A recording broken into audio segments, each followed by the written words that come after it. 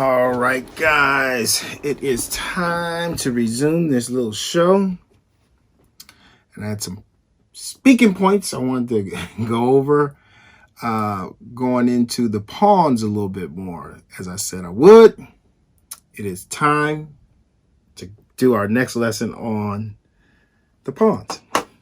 But right before I do that, I want to make mention of this poster behind me. I was speaking to my mom and she said, "Why is that there?" Okay, so I love hip hop. I've loved hip hop from the day of its inception. I remember when it first started. I'll show you how old I am. And I've always wanted something to represent all of hip hop in its entirety. And I wasn't looking for any person per se. I was looking to get a symbol or whatever. But it ended up being Pac at the time. And this was 2004 when I really started studying Pac and all of what he meant and so on and so forth. So I ended up getting a tattoo that represented all of hip hop. And the poster, Pac was the best of us and the worst of us. And that's keeping it real. That's the real reason why the poster is there. We're not just good. There's some bad on us too. And I didn't want to just be so bland. I wanted to show the best of both worlds. But that's all. I don't want to go too deep with that. That's another whole show. I could talk about Tupac forever. But just real quickly, we're going to go into the ponds.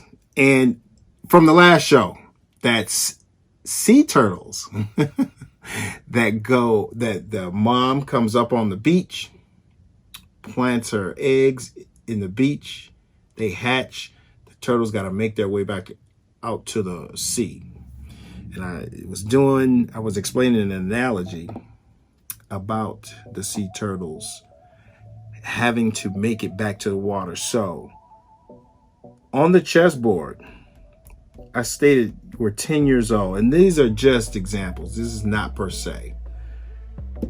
20 years old, 30 years old, 40, 50, 60, 70, 80 years old. The whole point of even bringing up ages at all is we have to live long enough. We have to live long enough to explore or experience the best parts of ourselves, okay?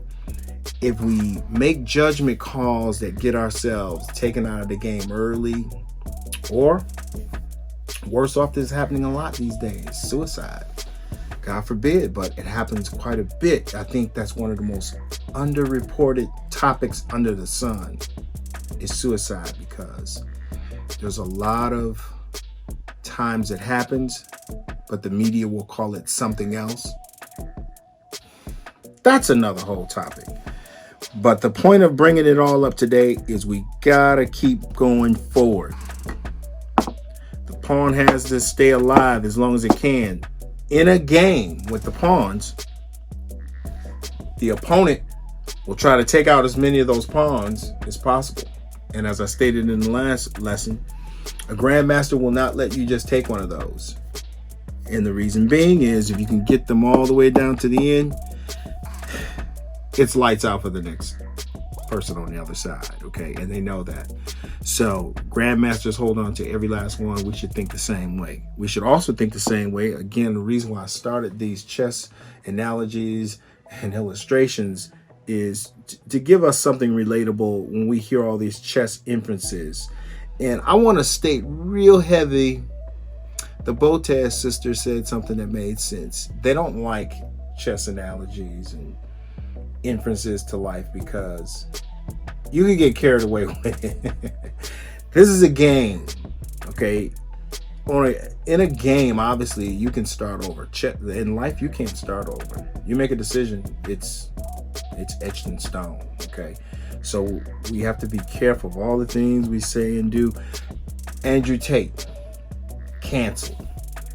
Gave his point of view on things, canceled. Okay, so we have to be careful with the things we do and say in this life. So I mentioned that to say, got to do everything you can to stay alive to make it to the end.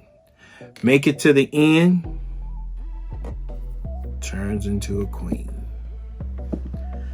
And again, if I could get you to visualize this, if this whole road was just all queens, that's how grandmasters see it. Gotta make it to the end. Gotta stay alive as long as you can. That's on the chessboard and in real life. Can't make bad decisions that will hurt your chances of staying alive. Gotta keep these things alive at all times. Okay. Now, I also said I would go a little bit further with, how these work a little bit more. I just love these pieces. Let's do this. So, I'll just sit it right there just for a second. I'll just sit here on the black squares. Okay, a pawn has to march forward only unless it is on the take of another piece. So, for example, this rook was sitting there and this pawn marched forward. It can take on the diagonal. It could take either one of these. It's the only time a pawn can move out of its straight line. Otherwise, they have to go forward at all times. Now, something I said to myself, I'm not going to discuss because I don't like the rule, and I did some more research on this called en passant. I don't think en passant ever should have been invented in the first place, because in chess, the reason why they came up with en passant is when you march so far down the board and your opponent is about to move a pawn rather, that's about to bypass a piece. All right. The fear was, this is a bad piece to put there. Let's put a pawn there. If it were to bypass that piece, it could keep marching down to become a passed pawn. I don't like that rule. And you rarely see it in games where even grandmasters even deal with that situation. It happens, but it's so untypical of a game. I can't remember the last game I played where I said, oh, en passant. But anyways, I want to go over the pieces, the pawns on how they take, which was, again, if a piece is right next to it, let's use the right color so this makes sense to you. Let's say a bishop was on there too. This pawn has control of this square and this square. Okay. It could take diagonally if it wanted to. If it want to. Otherwise, pawns have to go straight. All right. All right, enough said on that. They march straight, but they can only take on the diagonal. All right. Also, pawns are designed to, keep the king protected. I won't go over all the rules because I don't want to. Again, the whole purpose of just even touching base and going over this is to kind of give you an idea how chess works. But this is what's called a castling position, all right, on the chessboard. And one other job that pawns have, besides trying to march down there, is to protect the king. This nice little wall, these soldiers are guarding this king back here. All right, so pawns protect the king. All the pieces are supposed to do that, but pawns, you'll see this in games as you move on to learn how to play the game, is you'll see that this stays in place until decisions are forced upon you to make a decision to move down the board or, whatever you need to do there. But generally, these are there to protect the king. Okay. I don't want to be too long and just too in-depth with this because there's so much to chess, it's not even funny. All right, another talking point I wanted, pawns assist other pieces. The biggest assist I want to show is, okay, so this, I'll tell you, this is called a pawn chain. When pieces, this pawn is protecting that pawn is protecting that pawn. And that's what you want to do. But let's say a bishop was on the board, right? And this is how pawns assist. If that bishop becomes attached to that pawn, oh my goodness. Your opponent doesn't like that. That is so impenetrable. It ain't funny. You have to lose something big in order to just bust that up. All right. So this is the pick and roll I was talking about. And there's all kind of scenarios. I don't want to overwhelm you. I wanted to show you this one though, because a situation like this happened with Hans Niemann and Magnus Carlsen. Magnus Carlsen is the Michael Jordan of this game. So you can't say, I love basketball, but I don't know who the heck Michael Jordan is. Just don't do it. In chess, you need to know who Magnus Carlsen is, because that's Michael Jordan. That's the world's best player, okay? Possibly the best player ever of all time. But Hans Niemann is this character. I don't want to use the word character. He's a player. I want to say he's rated 2,700 now, but he wasn't so highly rated. He's working to get a higher rating. He plays the world champion, and he does a move that surprises the world champion and everybody. He attaches a bishop to a pawn, and the bishop is staring at his queen. He's like, whoa. There's so many scenarios that happen in chess. It's not even funny as pieces get moved. But I want to bring that up as an illustration of just how strong, for example, when a bishop is attached to a pawn, it's a nightmare for the opponent. Okay, how to get past that, work around that, so on and so forth. All right, so pawns assist other pieces. There's too many scenarios. I do not want any of these series to overwhelm you. We'll go through more because I plan on doing more of these. Okay. Poison pawns. Ooh, a poison pawn to someone. Right. Let's say for whatever reason you made a decision to push that pawn. Right. And we'll just put a queen on the board, and we'll put an opposing piece. I'm all over the place. And this pawn was here. And they were marching their way down, down, down. And for some reason they didn't take, but it marched in here. That's a poison pawn, because when the king can no longer move to a safe square, game is over. All right. So the next move on the board would be the queen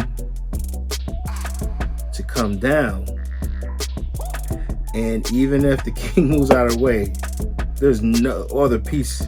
If this situation gets created, generally, checkmate. Once again, I want to show you what checkmates are, because that's the whole point of the game. When the king can no longer move to a safer square, this queen owns all these squares around her, every last one around her. So the king can't come here. It's already blocked in by the queen, which is protected. This pawn wasn't here. Yes, the king could take the queen.